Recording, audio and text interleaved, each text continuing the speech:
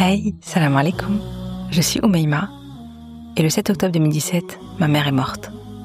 Ce jour est devenu le plus beau jour de ma vie, tellement sa mort était belle, inspirante, bouleversante. Mais ça m'a pas empêché de sombrer, de vivre un deuil difficile.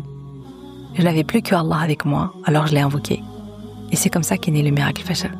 Ma routine du Fajr, mon oxygène, ma bulle de sakinah quotidienne. Avec le miracle Fajr, j'ai repris en main ma vie, mon bonheur, ma santé, mes projets de rêve, comme le programme MFX ou mon livre Ton dernier regard, et ma vie de famille. J'ai découvert que le bonheur, ici-bas et dans l'au-delà, appartient à ceux qui se lèvent pour le Fajr. Si toi aussi tu veux démarrer ton miracle Fajr, t'es au bon endroit.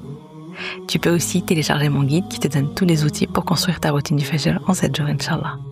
Prépare-toi à une délicieuse boisson chaude pour savourer l'épisode du jour et bonne écoute. Hey, salam alaikum, j'espère que tu vas bien. Écoute, j'ai 15 minutes devant moi pour cet épisode de podcast. J'ai enregistré un épisode juste avant. Et là, j'avais du temps, mais j'avais mon bébé qui n'a pas arrêté de m'interrompre. Franchement, Khadija, qu'Allah te récompense, elle a un travail de ouf à faire. Et là, pour cet épisode, j'ai fait dormir bébé, alhamdoulilah, donc je suis tranquille, mais je dois aller chercher mes filles dans 15 minutes, voilà. C'est ça, c'est la vie de maman. Alors, c'est un petit épisode un peu bonus parce que quand j'ai enregistré ma série sur les doigts, honnêtement, il y avait une partie que j'avais écrit des notes et puis j'ai pas pu en parler dans l'épisode de podcast. Et puis suite à ça, il y a 2 sœurs qui m'ont contacté, avec qui j'ai échangé suite à l'épisode sur les doigts, et c'était tellement intéressant et pertinent. Je me suis dit, mais il faut que j'explique au plus grand nombre en fait. J'étais un peu frustrée, donc je me suis dit, tiens, on va faire un épisode bonus et je vais pouvoir tout caler dedans. Donc voilà, donc il est bonus, mais il est super intéressant, Inch'Allah. Donc écoute bien jusqu'au bout. Alors, première chose, donc si t'es pas au courant, hein, j'ai fait une série de 3 épisodes de podcast sur les doigts, la puissance des doigts, ensuite le carnet des doigts, pourquoi tu dois tenir un carnet de doigts, et enfin pourquoi Allah n'exauce pas tes doigts. Vraiment, ils sont trop bien, va les écouter si tu les as pas écoutés. Donc, il y a une sœur qui me contacte en me disant, Zamaiko Maïma, je voulais t'écrire pour te remercier pour le dernier épisode de podcast sur les doigts, pourquoi Allah n'exauce pas tes doigts.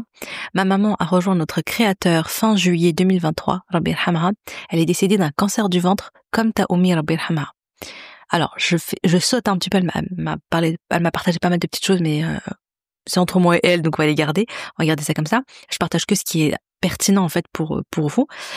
Et à la fin, elle me dit, donc j'ai vécu un deuil difficile, j'ai écouté tes podcasts, ça m'a aidé, alhamdoulilah.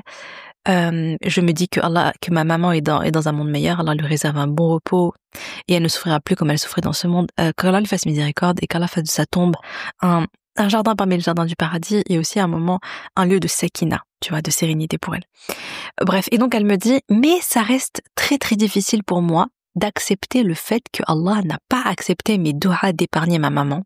Encore aujourd'hui, j'ai beaucoup de mal. Parce qu'à un moment donné, ce qu'elle me disait, c'est que tout le long de la maladie de sa mère, elle a fait beaucoup de doigts. Elle m'a dit, je faisais énormément d'invocations pour qu'Allah épargne ma maman.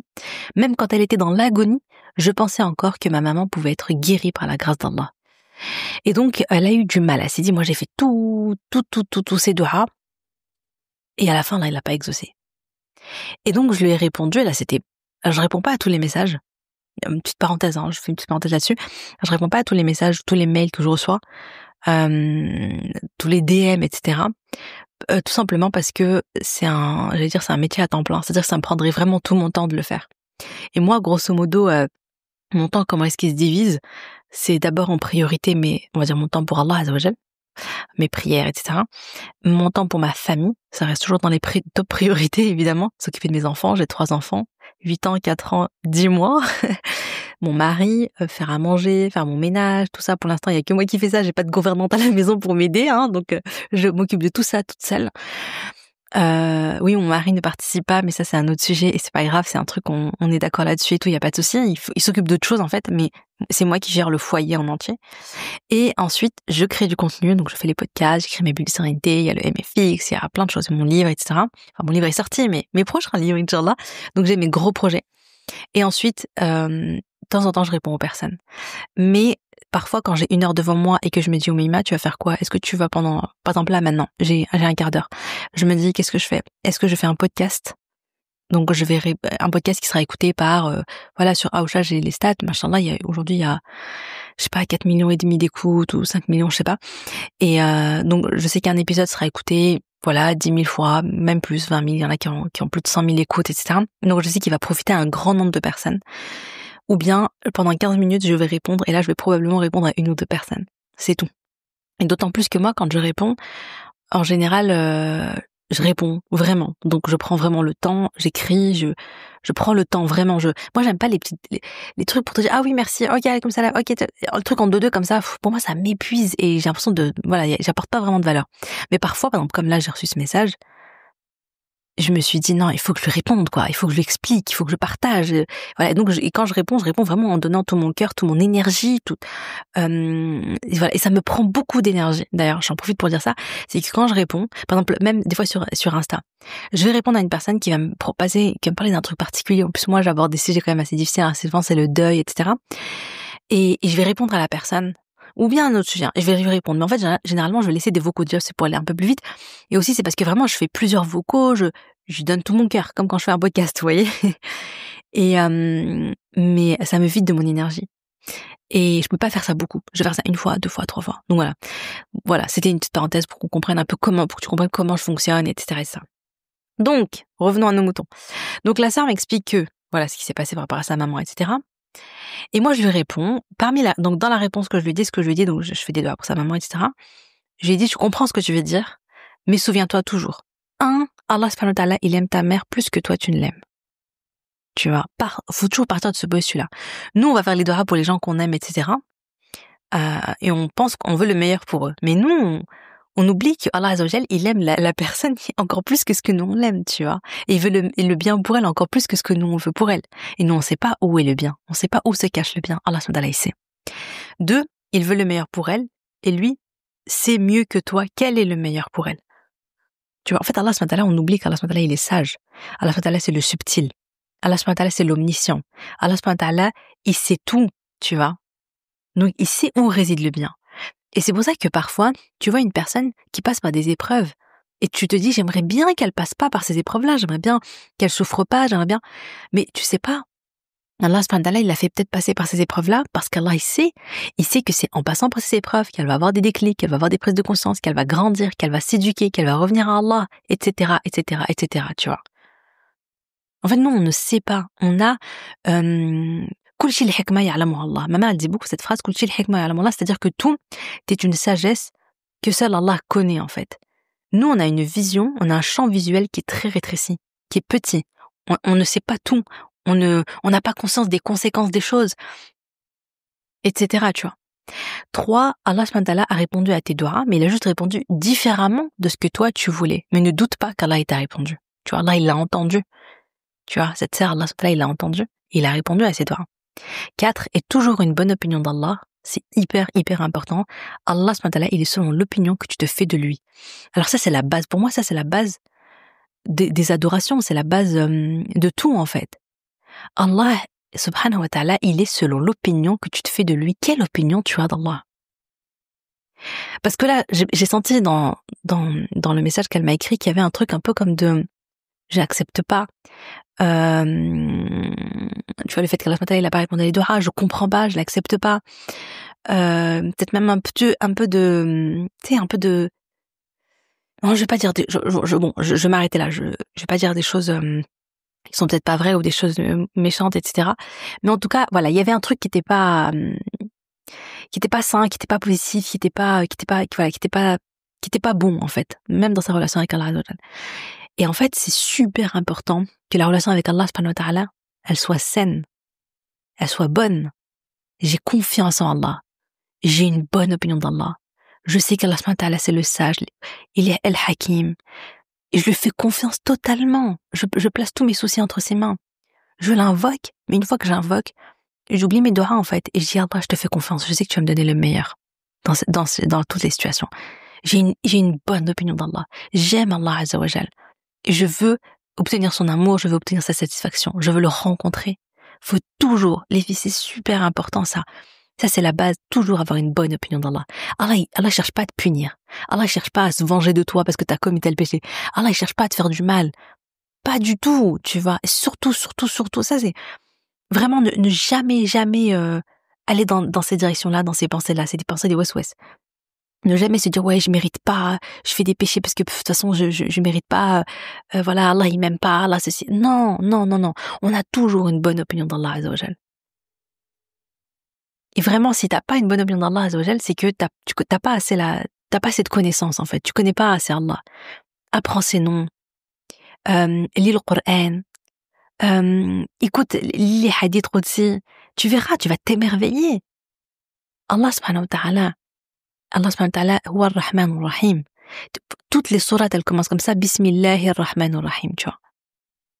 C'est pas pour rien, en fait. C'est pour nous rappeler, au nom d'Allah, le tout miséricordieux, le très miséricordieux. La Ar-Rahman, la miséricorde, c'est quoi? C'est l'amour, c'est vraiment, c'est l'accueil, il y a personne qui t'aime sur cette terre plus qu'Allah subhanahu wa ta'ala, il t'aime. Donc, toujours avoir une excellente opinion d'Allah, Azza wa Jal. Toujours. Ne laisse rien, vraiment, les pensées là-dessus qui viennent, tu les laisses partir très très vite de ton cerveau. Quand t'as des pensées de West-West, tu les remplaces. T'as une pensée négative vis-à-vis d'Allah, Azza wa Jal, etc. Tout de suite, tu la remplaces. Non, Allah subhanahu wa ta'ala, il m'aime. Allah subhanahu wa ta'ala, je lui fais confiance. Allah subhanahu wa ta'ala, il veut le mieux pour moi. Allah subhanahu wa ta'ala, il veut pour moi le firdaus. C'est juste à moi de faire les causes. Tu vois ce que je veux dire? Et à la fin, j'ai terminé en lui disant, courage, c'est dur, mais souviens-toi que le cancer du ventre, c'est martyr. Et quelle belle fin. Sa maman, elle est décédée d'un cancer du ventre. Et donc, elle est morte en tant que martyr. Et là, peut-être qu'elle aurait pu vivre plus longtemps, mais elle serait décédée dans son sommeil, comme ça, voilà, ok, à 70 ans, à 80 ans, plus tard et tout. Mais est-ce que c'est pas mieux pour elle de mourir en tant que martyr à cet âge-là, même si elle laisse derrière elle sa fille qui la pleure et qui est triste, etc. Mais martyr, là, les récompenses, elles sont dingues, en fait. Enfin, tu sais, t'étais une VIP le jour du jugement dernier, tu vois. Non, mais c'est très particulier, tu vois. T'as un statut spécial. Si Allah il l'accepte en tant que martyr, c'est un statut spécial. Et qu'Allah l'accepte parmi les martyrs. Et Oumi aussi, d'ailleurs, parce qu'Oumi, elle avait un cancer du côlon. Donc, c'est une très belle fin. C'est une très, très, très belle fin.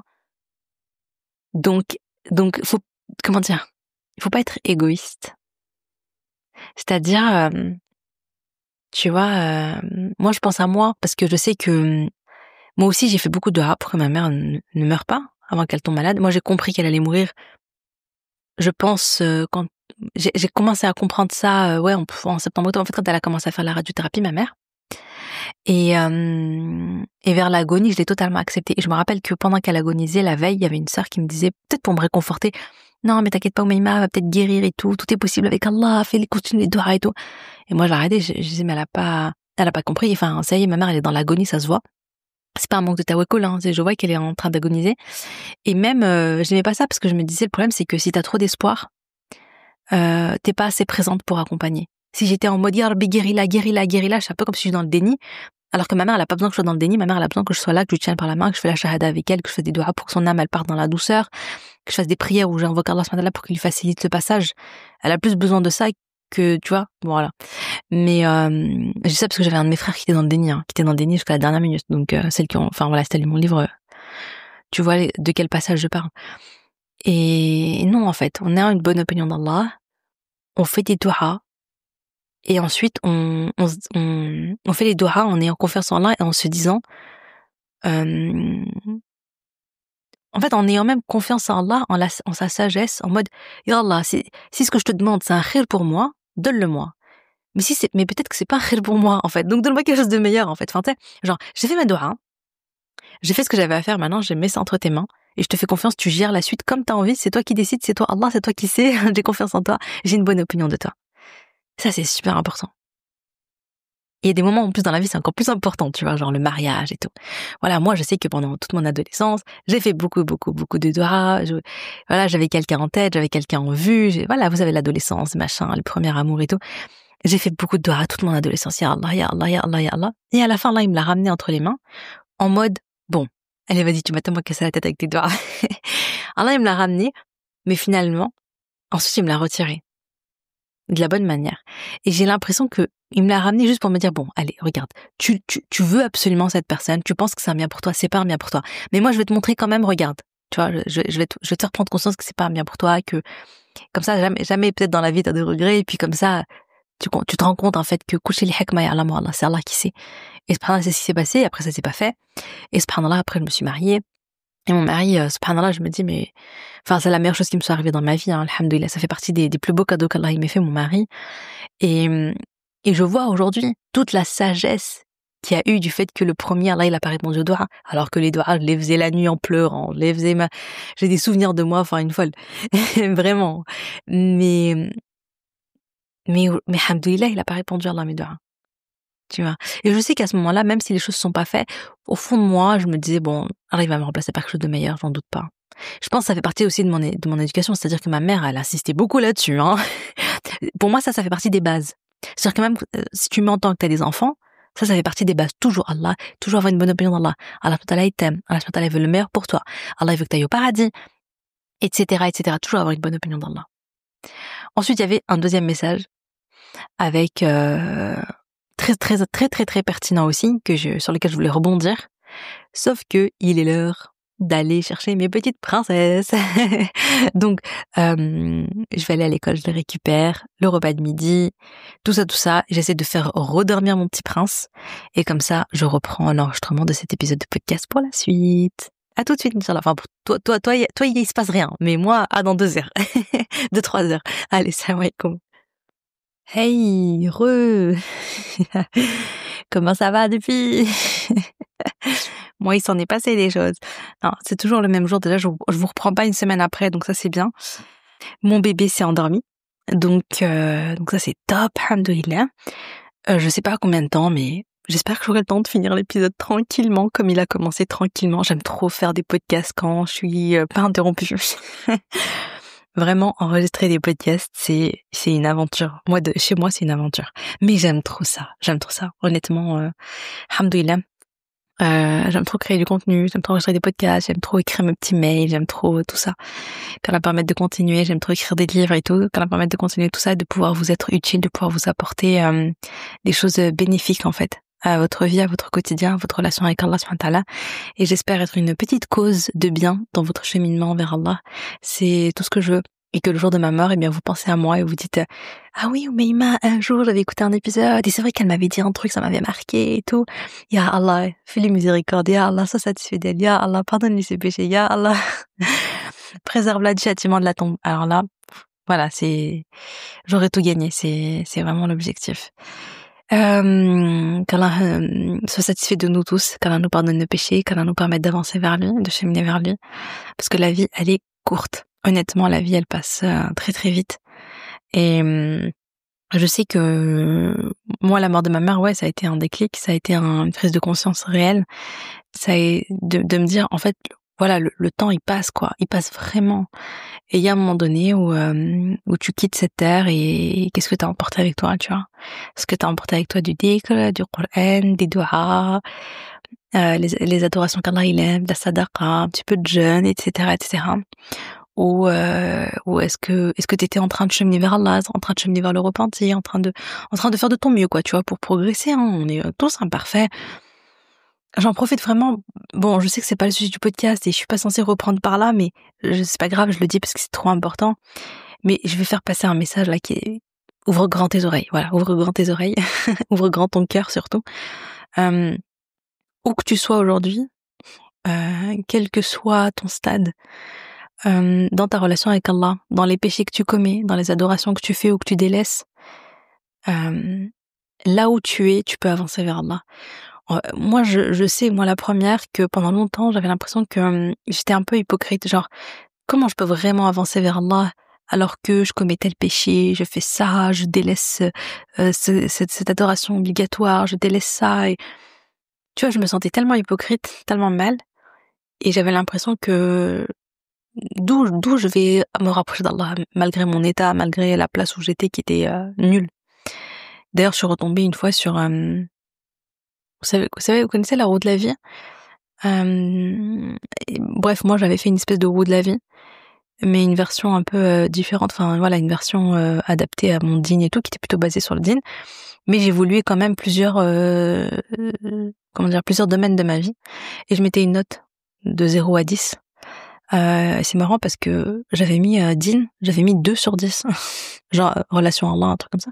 J'avais mis 2 sur 10. Non mais genre 2 sur 10, genre pas de pitié. Et pas que ça d'ailleurs, j'avais noté plein d'autres trucs, j'avais noté catastrophe, et je l'ai relu, je me suis dit ah ouais.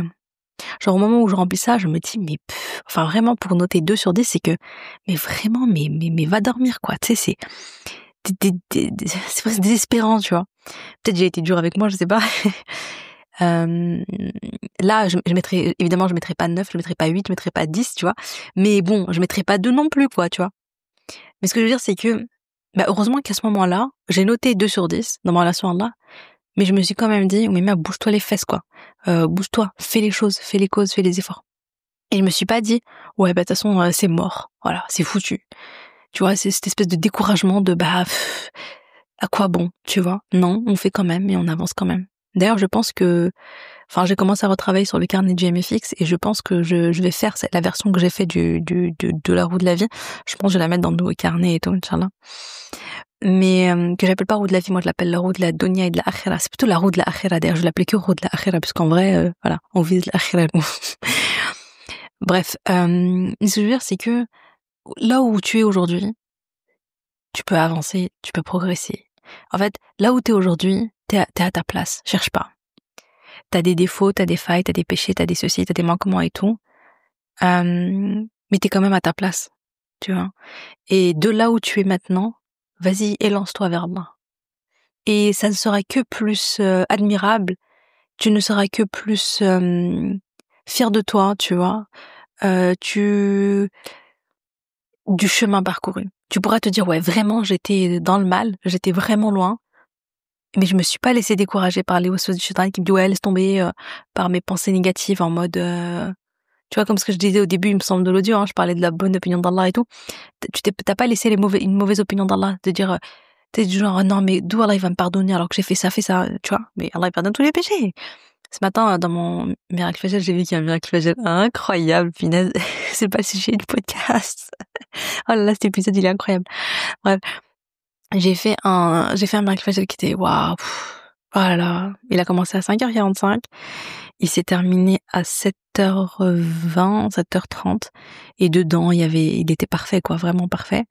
Alhamdoulilah, j'ai pu faire mes adkar tranquille, j'ai pu faire ma prière tranquille, j'ai pu lire ma page de Qur'an avec la traduction en français, ça change tout de lire en français pour bien comprendre et tout.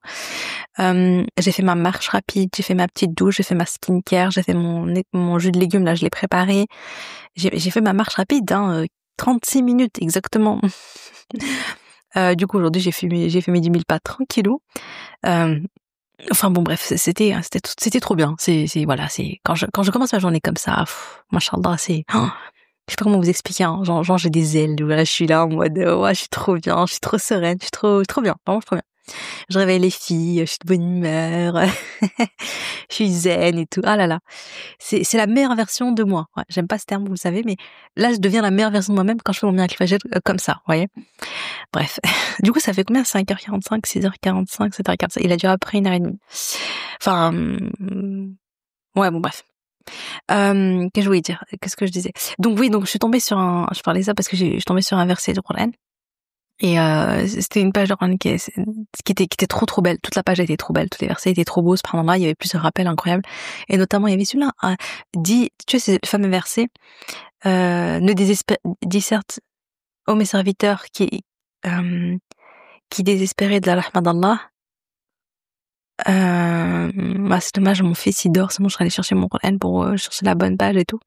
Mais en gros, c'est le verset où il dit, ne désespérez pas de la miséricorde d'Allah, il pardonne tous les péchés, en fait. J'ai trop aimé. Et je me suis dit, mais oui, c'est vrai, il faut pas. Donc, où que tu sois aujourd'hui, t'es à ta place. Et t'as tout ce dont t'as besoin pour avancer vers Allah. Tu vois. Et ce que t'as besoin, c'est de respirer, c'est d'être vivant. C'est tout. Tant que t'es vivant, tu lèves les mains, tu dis, Rabbi, pardonne-moi mes péchés. Tu fais un repentir. Tu prends une décision, tu t'engages. Tu fais de doigts, Ya Rabbi, pardonne-moi, Ya Rabbi, aide-moi à avancer vers toi, aide-moi à cheminer vers toi, avec un cœur sincère. Il faut juste un cœur sincère. Franchement, avec un cœur sincère, un engagement sincère, et vas-y, tu te bouges, tu fais les causes, ne serait-ce qu'une seule petite cause, c'est immense. Je te promets, c'est immense. C'est immense. Et c'est le premier pas qui est le plus dur, c'est de se mettre en mouvement qui est le plus dur. C'est comme la marche. Voilà, c'est le premier pas. C'est mettre mes baskets et monter sur le tapis, c'est le plus dur. C'est pour ça que mes baskets, d'ailleurs, je les ai préparées la veille. Comme ça, j'ai pas d'excuses. Hop, tac, je me prépare, je mets mes baskets, je monte. Et une fois que je suis montée sur le tapis, ça y est, maintenant, je peux que continuer à marcher, quoi. Ça y est, c'est, la partie dure est terminée, la partie facile commence finalement, en réalité. Donc toi, c'est le fait de t'engager vers là, d'aller par là qui est le plus dur. Après le reste, ça coule de source. Bon, heureusement que cet épisode de podcast, c'est un épisode bonus, hein. Alors, reprenons sur ce que je voulais partager également avec toi. Donc, j'ai reçu un autre message, une sœur, cette fois-ci c'est sur YouTube. D'ailleurs, j'en profite, encore une parenthèse dans la parenthèse, mais je lis tous les commentaires. Je lis les mails, j'aime trop lire les mails, etc. Je lis aussi tous les messages, les personnes qui me mettent des notes sur Apple Podcast et tout, et qui me laissent des commentaires, je les lis. Vraiment, moi, c'est une bouffée d'amour, hein. Ça me motive, ça m'encourage, ça me soutient. Je réponds pas toujours, mais parce que tout simplement, je ne peux pas, je suis humaine. Machallah, maintenant, ça se compte à beaucoup de messages. Mais n'arrêtez pas de m'envoyer des messages, hein. C'est pas parce que je réponds pas qu'il faut pas m'écrire. Non. Et, vraiment, voilà, n'hésitez pas. Vraiment, moi, j'aime trop vous lire. Voilà. Faut juste comprendre que je réponds quand je peux. Mais il est utopique pour moi. Avant, j'étais dans le déni. Je me disais, oui, si je vais répondre à tout le monde un jour, je vais me poser. Et pendant un mois, je vais pas sortir de chez moi et je vais faire que répondre à tous ceux à qui j'ai pas répondu. Mais ça, c'est un peu utopique. C'est un peu être dans le déni. Bref. Donc, la sœur me dit, Assalamu alaikum, tu as dit, donc dans le podcast, sur pourquoi Allah n'exauce pas tes doigts. Soit Allah te donne ce que tu as demandé, soit il t'épargne d'un mal, soit il te donne la récompense dans l'au-delà. Et c'est ce dernier point que je ne comprends pas. Comment ça? Par exemple, si je demande de créer mon entreprise, d'avoir telle ou telle chose, ça n'a aucun sens d'avoir ça dans l'au-delà. Je trouvais ça intéressant. Et je trouvais ça très intéressant. Donc je lui ai répondu, je vais te lire sa réponse. Wa alaykoum salam. Alors, imaginons que tu demandes à Allah subhanahu wa ta'ala d'avoir le permis. Et tu ne l'as jamais ici-bas. Mais t'as invoqué, t'as fait dua. Et Allah subhanahu wa ta'ala choisit de te donner la récompense dans l'au-delà. Ça signifie quoi? Ça signifie des hasanettes lourdes dans ta balance des bonnes actions. Finalement, Allah subhanahu wa ta'ala a préféré te priver du permis ici-bas et de t'offrir à la place plein de hasanettes au jour du jugement dernier. Et si ça se trouve, ce jour-là, tu seras en panique. Alors, je vous laisse imaginer, hein. Toi qui m'écoutes, imagine. T'es en panique. Pourquoi? Parce qu'il te manque des hasanettes pour que la balance penche du bon côté. T'es là, tu vois la montagne des péchés, tu vois la montagne des hasanettes, et tu te rends compte que, punaise, la balance est en train de pencher du mauvais côté. Et là, tu dis, mais Yarbi, mais comment je vais faire? T'es en panique. Parce que là, on parle d'éternité. Les enjeux sont très, très, très hauts. Et tout à coup, imagine, Allah subhanahu wa ta'ala te dit, attends, une telle fille d'un tel. Viens, écoute, voici les hasanettes concernant tes doigts par rapport à ton permis. Tu te souviens, tu m'as demandé. T'as fait beaucoup de doigts. Mais moi, j'ai choisi, tu vois, de te remplacer, plutôt que de donner le permis ici-bas, j'ai choisi de te remplacer par ces hasanettes le jour du jugement dernier. Tu vois, parce que c'est maintenant que t'en auras le plus besoin. Tu peux te passer du permis dans ta dunya. Tu vois, et tu préférerais quoi d'ailleurs, hein, le permis, enfin ce que t'as demandé ici-bas, ou est-ce que tu préfères, tu vois, l'entrée du paradis, être sauvé du châtiment, etc., etc. Imagine que cette doua qui n'a pas été exaucée, ce soit ça la cause qui te fasse entrer au paradis. Tu vois, donc je lui dis, bon, je dis pas tout ça, là, je vous ai rajouté des petites phrases. Donc en gros, je lui réponds, je lui dis, est-ce que tu vois l'intérêt maintenant de ne pas obtenir ce que tu voulais ici-bas, mais dans l'au-delà? Est-ce que ça a plus de sens? Et elle m'a répondu tout cet après-midi, ah oui, c'est bon, c'est beaucoup plus clair, hein. Et là, il y avait plus de doute. Donc j'ai bien aimé franchement son message, je trouvais ça pertinent en fait. Et moi, j'avais pas pensé quand j'ai préparé. Ça veut dire quoi? Oui, c'est vrai, ça veut dire quoi? Allah il me donne dans l'au-delà. C'est-à-dire qu'il te donne la récompense. C'est comme pour la patience, des fois on est éprouvé, et tu patientes, et Allah il récompense grandement ceux qui patientent. Mais on sait pas c'est quoi la récompense, tu vois. Mais ce que j'ai envie de dire, on en revient encore à ça, avoir une bonne opinion d'Allah. Et quand Allah subhanahu wa ta'ala il dit quelque chose, il fait une promesse, et avoir une bonne opinion d'Allah. Allah subhanahu wa ta'ala, il fait ça par amour pour nous, il nous a créés. Imagine ta mère, elle t'a juste, entre guillemets, porté 9 mois dans son ventre. Les mamans qui m'écoutent. Notre bébé, on l'a porté 9 mois dans notre ventre. Il sort de notre ventre, ça devient la prunelle de nos yeux. Enfin, tu sais, un petit bébé comme ça, tout mignon, qui gazouille et tout, mais qui est là, qui a besoin de toi, qui veut la téter, machin. Mais t'as vu, tu le prends, ton bébé, tu lui fais des bisous, tu lui fais des câlins, tu vois, c'est ton bébé d'amour. Et pourtant, non, tu l'as pas créé, hein. T'as rien fait, tu vois. Bon, on se comprend, hein. Les mamans là, qui ont vécu 9 mois de grossesse et qui ont accouché et tout, comment ça, j'ai rien fait? Non, mais on se comprend. C'est pas toi qui t'es dit, ok, comment je vais faire pousser son foie aujourd'hui et comment je vais faire, pour faire pousser le deuxième rein, tu vois, voilà. C'est dans ce sens-là. C'est Allah subhanahu wa ta'ala qui l'a créé. Allah subhanahu wa ta'ala, il a créé chaque cellule de ton bébé. Toi, juste parce qu'il était en toi pendant 9 mois, tu l'aimes. Tu l'aimes d'un amour, voilà, c'est un truc de fou. Tu sais, moi, de base, je suis pas trop bébé, juste pour info. J'aime bien je trouve que les enfants sont mignons et tout. Mais moi, je suis pas le genre de fille, je sais pas, qui a un truc avec les enfants, avec les bébés, qui va y aller spontanément, qui va les prendre dans les bras, qui va jouer avec eux et tout. Franchement, je vais pas vous mentir, hein, j'ai pas cette vibe-là.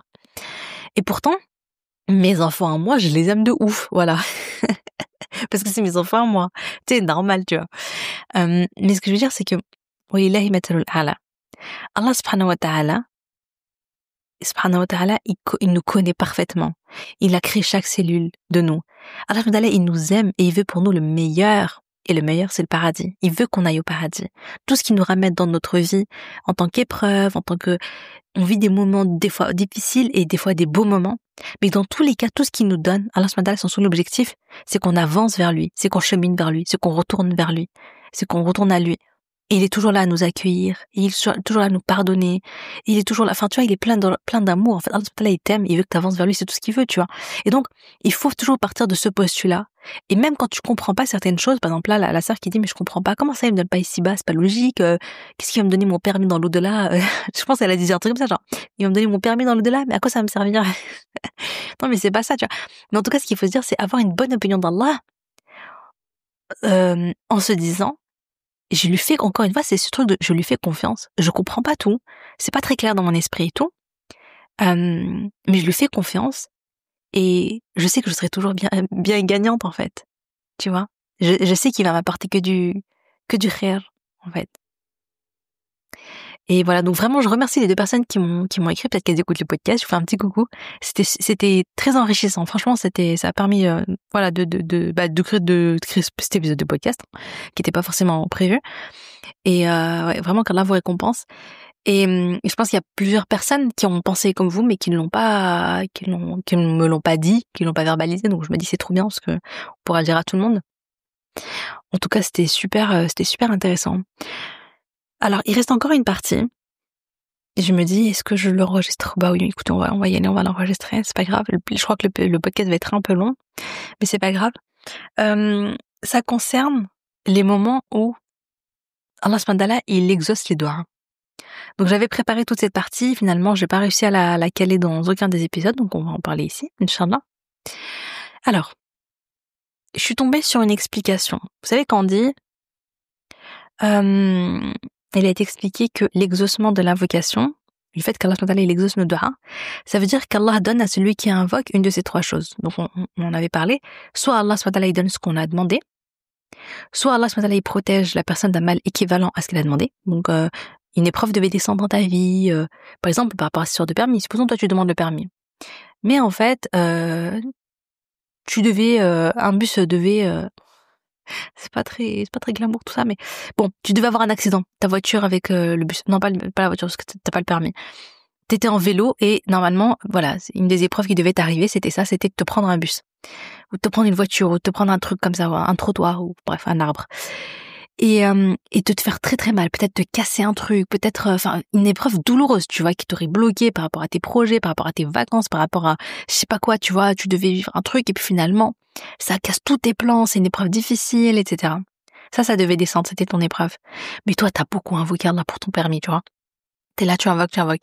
Et finalement, tu l'as pas. Mais, Allah subhanahu wa ta'ala, qu'est-ce qu'il fait? Il va compenser. Parce que, tu vois, t'as fait toutes ces invocations-là, eh bien, Allah subhanahu wa ta'ala va te protéger du mal qui devait t'arriver de ton épreuve. Et tu vas pas, ce jour-là, tu vas pas te fracasser, tu vas pas, voilà. Donc voilà, donc c'est intéressant quand même à garder ça en tête. Le fait qu'il soit donné à la personne dans l'au-delà l'équivalent en bonnes actions de ce qu'il a demandé, ce que j'ai répondu à la sœur.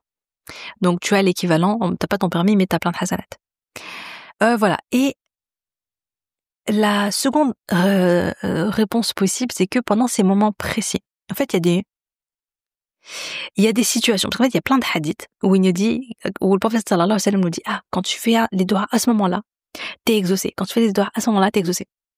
Et j'arrive plus j'ai des notes, j'arrive plus à me rappeler d'où j'ai récupéré mes notes, donc je ne sais plus où j'ai lu ça.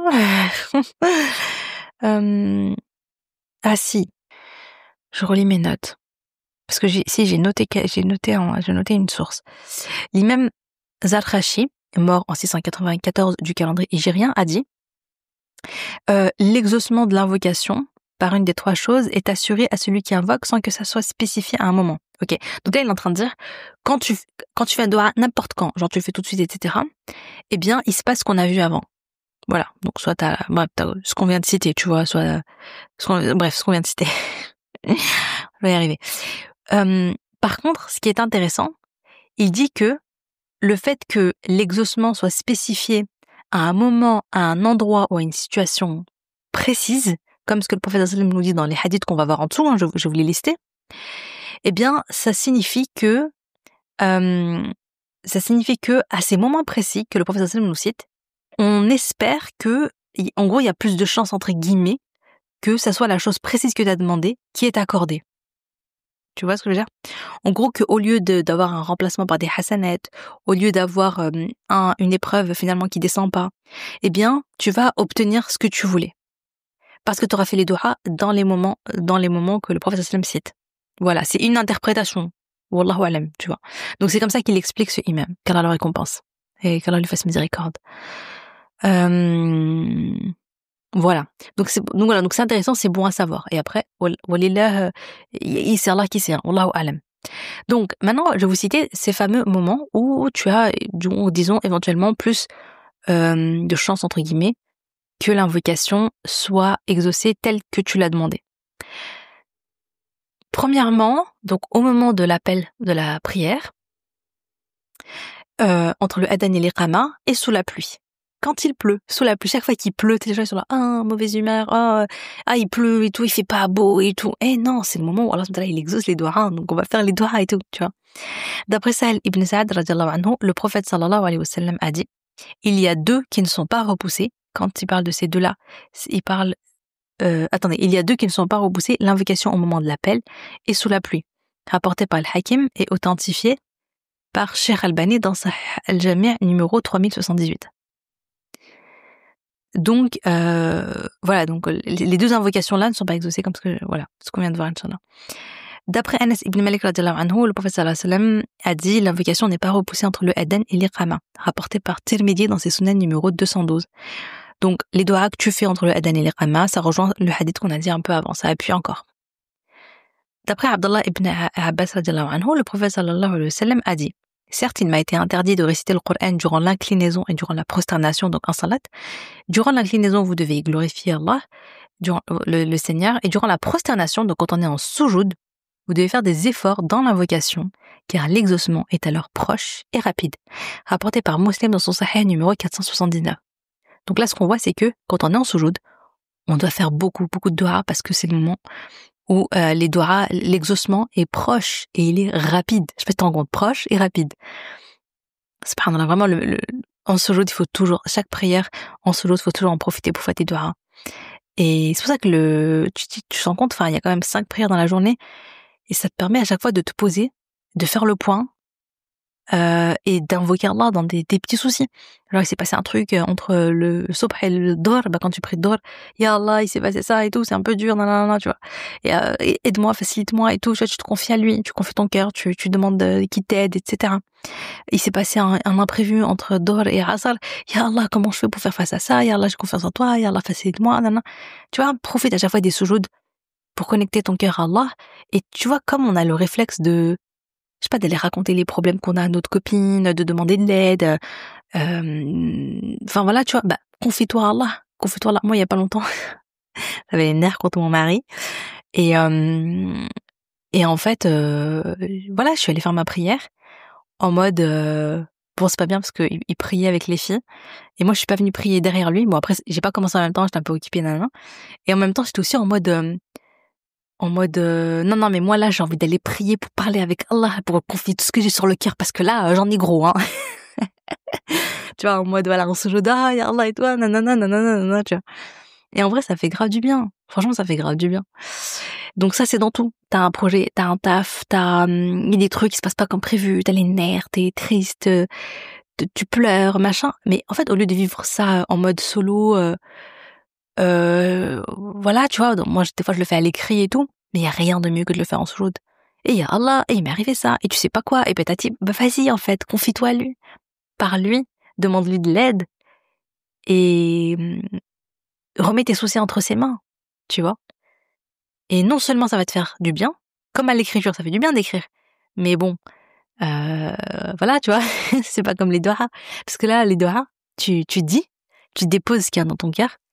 Et en plus de ça, ce qui est incroyable, c'est que tu sais qu'Allah, il exauce. Tu sais qu'Allah, il va t'aider. Tu sais qu'Allah, il va t'apporter. Tu sais qu'il va se passer que des trucs bien derrière. Tu sais que t'es déjà en cours de résolution de ton problème, en fait. Et ça, c'est extraordinaire. T'as déjà fait la plus grande cause qui sont les doigts. Après, il y a les causes matérielles et les causes, toi, tu vas bouger, tu vas aller machin. Moi, je suis allée, voilà, je sais pas, je suis allée parler avec mon mari. Enfin, je vais écrire un long message WhatsApp. Ça, c'est moi, je fonctionne comme ça. Et voilà, voilà, puis on avance, on progresse, on répare, voilà. Mais on bouge. Alors, on continue. D'après Abu Huraira radiallahu anhu, le prophète sallallahu alayhi wa sallam a dit: le moment durant lequel le serviteur est le plus proche de son Seigneur est lorsqu'il est prosterné. À ce moment, vous devez donc multiplier les invocations. Rapporté par Muslim dans son Sahih numéro 479. D'après Abu Umama al-Bahili radiallahu anhu, quelqu'un a dit: ô messager d'Allah, quelle invocation est la plus proche de l'exaucement? Le prophète sallallahu alayhi wa sallam a dit: à la fin de la nuit et au moment du dobour des prières obligatoires. Rapporté par Tirmidhi dans ses Sunan numéro 3499. C'est-à-dire à la fin de la nuit. Ah oui, à la fin de la nuit, on le sait, hein, le dernier tiers de la nuit. Et le dobour des prières, ça veut dire soit avant le salam, après la tahiyya et avant le salam, soit après la prière, tout de suite après, tu fais deux reins. Ensuite, bon, celui-là, on le connaît, mais on ne s'en lasse pas, il est incroyable. C'est hadith. D'après Abu Huraira radiallahu anhu, le prophète sallallahu alayhi wa sallam a dit: notre Seigneur descend chaque nuit vers le ciel de la vie d'ici-bas lorsqu'il reste le dernier tiers de la nuit. Alors il dit: qui est-ce qui m'invoque que je l'exauce? Qui est-ce qui me demande pour que je lui donne? Et qui est-ce qui me demande pardon pour que je lui pardonne? Sahih Bukhari numéro 1115 et Sahih Muslim numéro 758. Donc, le dernier tiers de la nuit, forcément. D'après Abu Huraira radiallahu anhu, le prophète sallallahu alayhi wa sallam a dit: l'invocation du jeûneur n'est pas repoussée. Subhanallah. Rapporté par l'imam Ahmad dans son Musnad numéro 10183 et authentifié par Shir Shuhaib Arnaout dans sa correction du Musnad. Bon. Donc l'invocation du jeûneur n'est pas repoussée. C'est fou quand même, hein. Subhanallah. Donc quand tu jeûnes, profites-en à fond. Ensuite, d'après Jabir ibn Abdullah radiallahu anhu, le prophète sallallahu alayhi wa sallam a dit: ceux qui font le hajj et la umrah sont les invités d'Allah. Ceux qui font le hajj et la umrah sont les invités d'Allah. Waouh, c'est trop beau. Il les a invités et ils ont répondu et ils lui ont demandé et il leur a donné. Oh là là, c'est trop beau. Franchement, je trouve ça poétique. C'est incroyable. Ceux qui font le hajj et la umrah sont les invités d'Allah. Il les a invités et ils ont répondu et ils lui ont demandé et il leur a donné. Magnifique, subhanallah. Rapporté par Al-Bazar et authentifié par Cheikh Al-Albani dans Sahih Al-Jami' numéro 3173. C'est-à-dire qu'ils recherchent par leur voyage le fait de se rapprocher d'Allah. Et leurs invocations sont exaucées. C'est superbe. Qu'Allah nous permette. Moi, j'ai fait une umrah et j'avoue que c'était extraordinaire et ça a été une cause d'un grand changement en réalité dans ma vie. Ça a été je sais pas comment expliquer. Ça a amorcé en fait un grand changement. Subhanallah, ça a été la cause de plein de choses. Franchement, en umrah, c'était incroyable. Vraiment, j'ai fait un épisode de podcast là-dessus, hein. Si jamais tu l'as pas écouté, vas-y.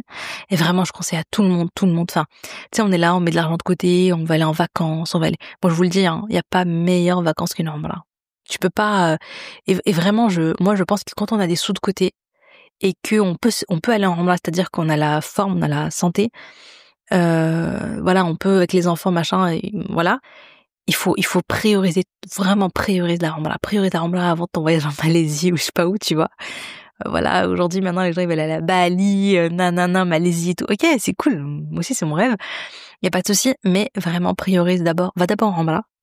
Après, tu iras faire tes vacances de rêve à Bali.